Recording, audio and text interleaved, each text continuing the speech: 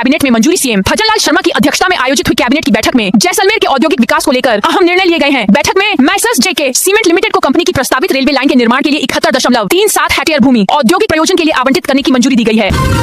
राजस्थान में 31 जुलाई से पहले पंचायत चुनाव की तैयारी। जयपुर ग्रामीण में पंचायत और निकाय चुनावों को लेकर एक बार फिर राजनीतिक सरगर्मियां तेज हो गई हैं। राजस्थान हाईकोर्ट के स्पष्ट निर्देश के बाद अब 31 जुलाई 2026 से पहले चुनाव कराने की प्रक्रिया को लेकर प्रशासनिक और गतिविधियां बढ़ गई हैं। राजनीतिक अदालत ने साफ कहा है कि राज्य सरकार ओबीसी आयोग की रिपोर्ट का हवाला देकर चुनाव नहीं टाल सकती। इसके बाद जयपुर जिले की 22 पंचायत समितियों और 596 ग्राम पंचायतों में संभावित प्रत्याशी सक्रिय हो गए हैं।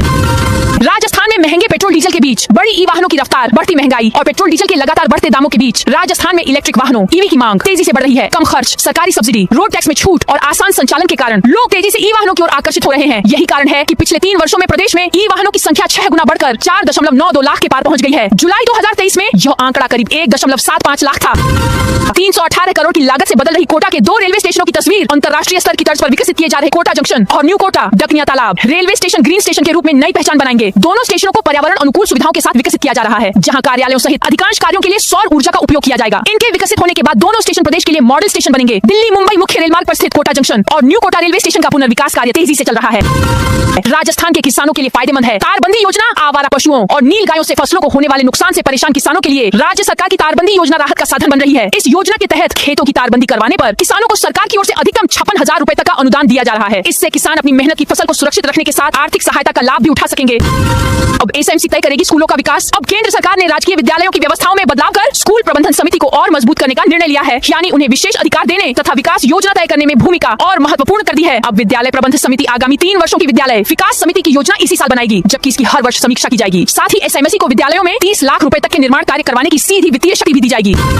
बाड़मेर गिरल माइंस आंदोलन। गिरल लिग्नाइट माइंस के बाहर पिछले 1.5 महीने से जारी मजदूरों और ट्रक चालकों का आंदोलन अब केवल श्रमिकों की मांगों तक सीमित नहीं रह गया है, बल्कि यह मुद्दा धीरे धीरे राजनीतिक रंग भी लेता नजर आ रहा है। धरने को 45 दिन पूरे हो चुके हैं। शिव विधायक रविंद्र सिंह पाटिल भी करीब 20 दिन से आंदोलन स्थल बैठे हैं।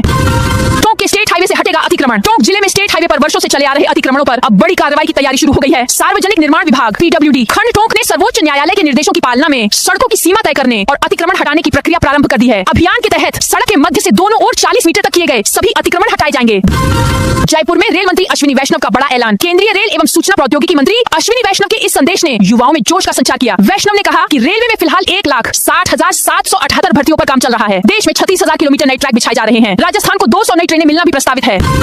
राजस्थान के 4 जिलों में आज बदलेगा मौसम। राजस्थान के कुछ हिस्सों में आज मौसम राहत भरा हो सकता है। मौसम विभाग ने आज रविवार को राजस्थान के 4 जिलों के लिए मेघ गर्जन, तूफानी हवा का येलो अलर्ट जारी किया है। मौसम विभाग की नई भविष्यवाणी के अनुसार प्रदेश के श्रीगंगानगर, हनुमानगढ़, बीकानेर, चूरू जिले में कहीं-कहीं हल्के से माध्यम बारिश, मेघ गर्जन और गरज चमक के साथ अचानक तेज हवाएं चलने की संभावनाएं जताई हैं। इसकी गति 30 से 40 किलोमीटर प्रति